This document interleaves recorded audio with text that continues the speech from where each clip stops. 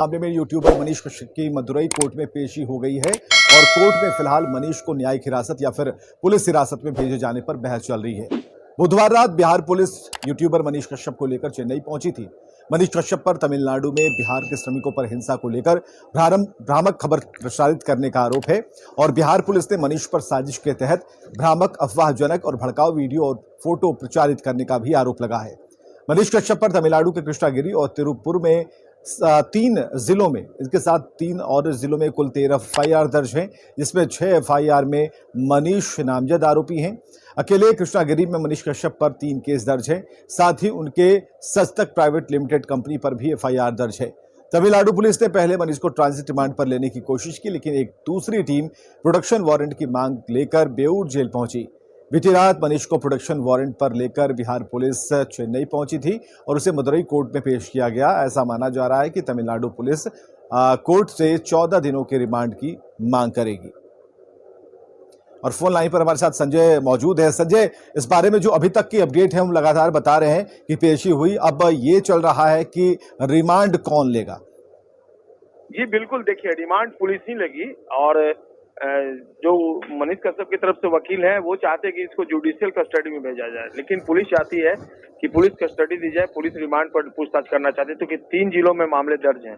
कृष्णागिरी में ही 3 केस दर्ज हैं, उसके अलावा जो दूसरे 2 जिले हैं वहाँ 3 केस दर्ज हैं और सस्तक प्राइवेट लिमिटेड पर भी केस दर्ज है।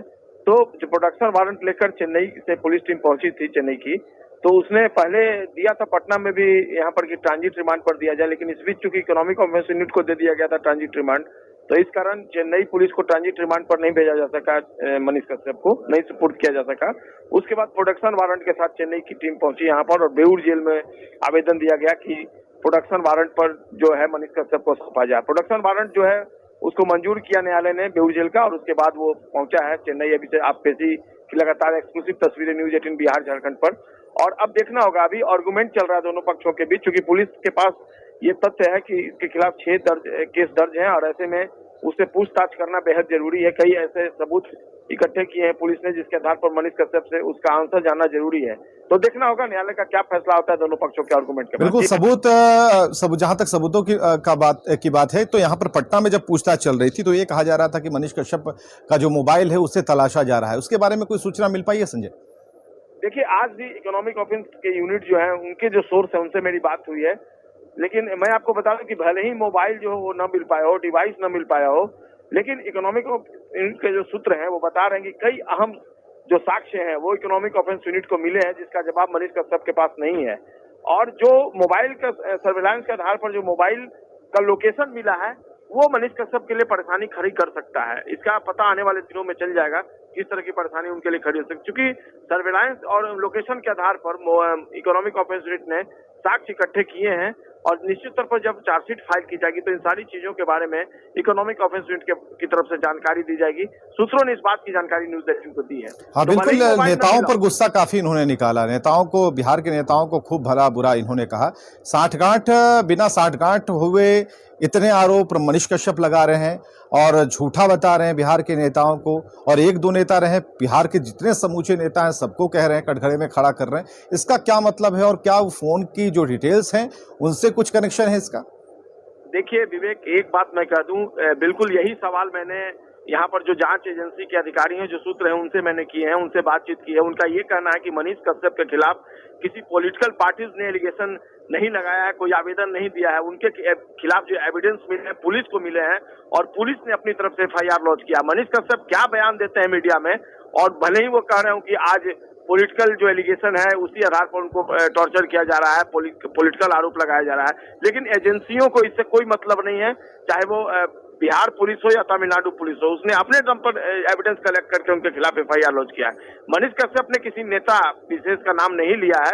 वो भले ही आज ये आरोप लगा रहा हो कि जो पॉलिटिकल जो दुश्मनी है उसके कारण उसके खिलाफ एफआईआर लॉन्च किया गया, लेकिन एफआईआर करने वाली कोई पॉलिटिकल पार्टीज नहीं है। बिहार पुलिस ने, इकोनॉमिक ऑफेंस यूनिट ने एफआईआर लॉन्च किया, वो जांच कर रही है।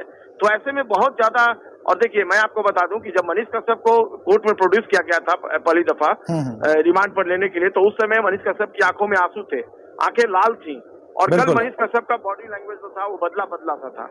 देखना होगा आगे चलकर ये मामला किस रूप में सामने आता है। हम तो केवल जो इन्फॉर्मेशन आता है, जो जानकारी आती है, वही शेयर करते हैं। क्या जांच में बात निकल कर आएगी, इसके लिए हमें भविष्य का इंतजार करना पड़ेगा। बहुत बहुत शुक्रिया संजय तमाम जानकारियों के लिए। तो ये तस्वीरें हम आपको दिखा रहे हैं, मदुरई तमिलनाडु की ये तस्वीरें हैं जब मनीष कश्यप को पेशी के लिए लाया गया था। पुलिस रिमांड लेने वाली है और ऐसे में 14 दिन की रिमांड मांगी जाएगी पुलिस की तरफ से और कुछ और अहम सबूतों के साथ पूछताछ शुरू होगी, क्योंकि कई एविडेंसेस जो हैं वो पुलिस के हाथ लगे हैं और ऐसे में सभी साक्ष्यों को सामने रखते हुए मनीष कश्यप से एक बार पूछताछ होगी और पूछताछ में मनीष कश्यप क्या कुछ बता पाते हैं, नई जानकारी क्या दे पाते हैं, ये देखना ज़रूरी होगा, क्योंकि ये उन प्रवासी बिहारियों से जुड़ा हुआ मामला है, वैसे हिंदी भाषियों से जुड़ा हुआ मामला है जिनका रहना, जिनका जीवन जो है वो दूसरे प्रदेशों में बीतता है। ज़्यादातर वो लोग काम धंधे के सिलसिले में तमिलनाडु गए हुए थे और ऐसे में ये एक महत्वपूर्ण कड़ी हो सकती है जब इनसे पूछताछ में कुछ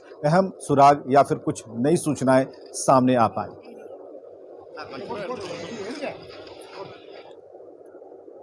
बड़ी खबर है बेगूसराय से। बेखौफ अपराधियों ने सोने चांदी की 3 दुकानों में लूट की घटना को अंजाम दिया है। घटना नीमा चांदपुरा थाना क्षेत्र के चांदपुरा बाजार की है।